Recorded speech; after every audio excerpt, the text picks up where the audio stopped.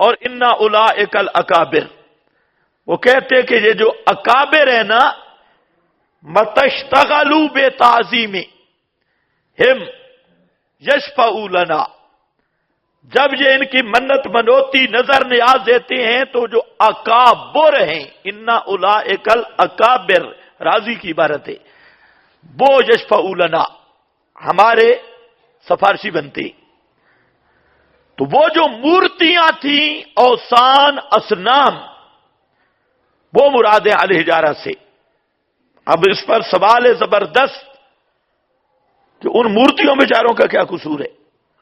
صورتوں، مورتیاں، دھورتیاں، ان کا کیا قصور ہے؟ ان کو کیوں جہنم میں ڈالا جائے گا؟ تو جواب مشرکین کو ذلیل کرنے کے لیے کہ جن صورتوں کے سامنے تم جھکتے تھے اور تم کہتے یہ بابے کی یادگار ہے، یہ فلانے بابے کی یادگار ہے، اگر وہ بابے نفع نقصان کے مالک ہوتے تو وہ صورتیں مشرکوں کو ذلیل کرنے کے لیے کہ آئے بابئی، بابا بھی ساتھ ہے، وہ بابے والی مورت وہ بھی ساتھ، تو بھی جہنم میں اور تیرے بابے کی صورت بھی جس کے سامنے بیٹھا کرتا تھا۔ کئی مشرک پیر تو خود ہوں گے نا، گولڑے والا، سیال والا، اس طرح کے جو بڑے بڑے، یہ تو خود ہوں گے جہنم میں، ان کی تو صورتوں کی ضرورت نہیں ہے۔ اور کچھ نیک آدمیوں کی جو صورتیں ہیں، حضرت عزیر کی، حضرت عیسیٰ کی، بی بی مریم کی، تو وہ خود تو جنت میں چلے جائیں گے، لیکن ان کی جو صورتیں یہ ان کو جہنم میں ڈالیں گے۔ اور بابے علی صورت آئیا، تو یہ مشرکوں کو ذلیل کرنا مقصد ہے جی۔ یہ توجیہ ہے لیکن ہے ذرا کچی سی، لوگوں نے لکھی ہے اور بیان بھی کی جاتی ہے، لیکن اصل بات اور ہے۔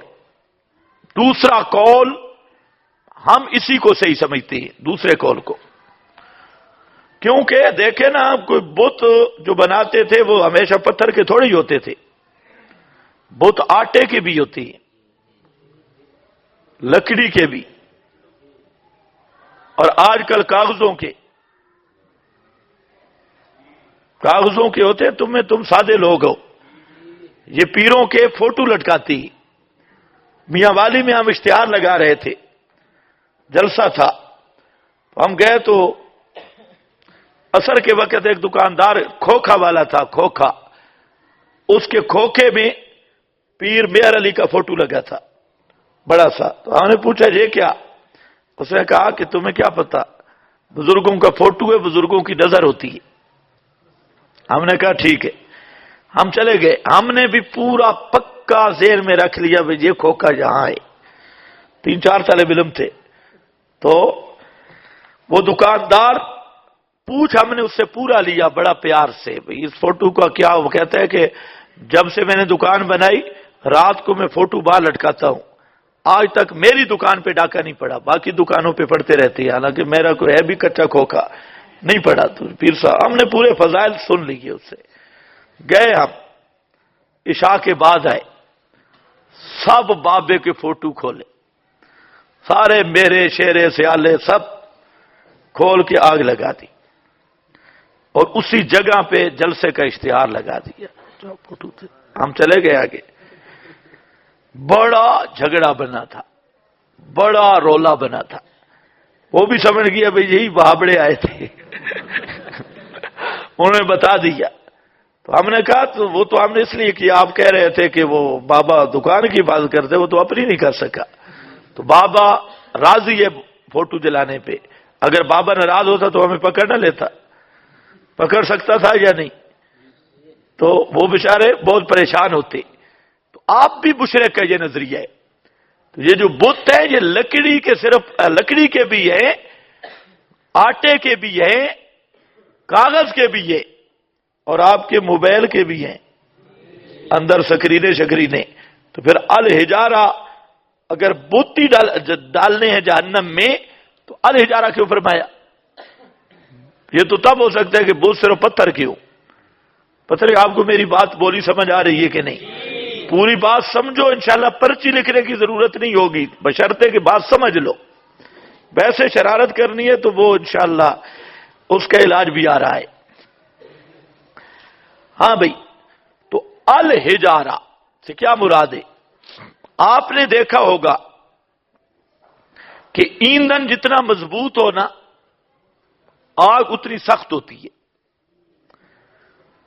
جی آپ دیکھ لینا، اگر خشک بیری کی آگ ہو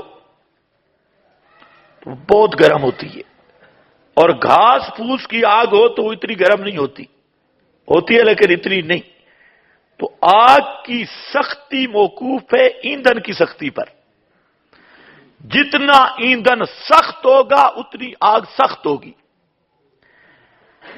الحجارہ خاص پتھر ہے، دنیا میں بھی ہے، اب بھی جلایا جاتا ہے، کبریت احمر، کبریت یہ پتھر، تو اس پتھر کی آگ بہت سخت ہوتی ہے، سخت ترین، جیسے گندھک آپ کہتے ہیں، گندھک وغیرہ دھاتے۔ تو اللہ نے فرمایا کہ جو جہنم کی آگ ہے، دنیا کی آگ کا تو ایندھن لکڑیاں ہیں، لیکن جہنم کی آگ اتنی سخت ہے کہ اس کا ایندھن پتھر ہے۔ ایندھن اتنا سخت ہے تو آگ کی شدت کتنی سخت ہوگی؟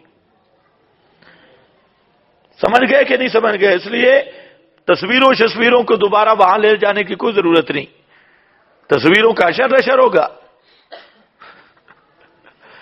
یہ جو بتوں کا اشر نشر یہ تو یہاں ختم ہو گئے، یہ دوبارہ بت بن کے اٹھیں گے، اللہ تعالیٰ بت بنائیں گے، اٹھائیں گے، پھر ان کو جہنم میں پھینکیں گے۔ عجیب توجیہ ہے، اللہ کرے آپ کو سمجھ آ جائے۔ تو الحجارہ جو ہے یہ کبریت احمر ہے دوستو بزرگوں، گندھک ہے، سخت ایندھن ہے، جس کی وجہ سے آگ سخت ہوگی۔ بت شد تو ادھر ختم ہو گئے،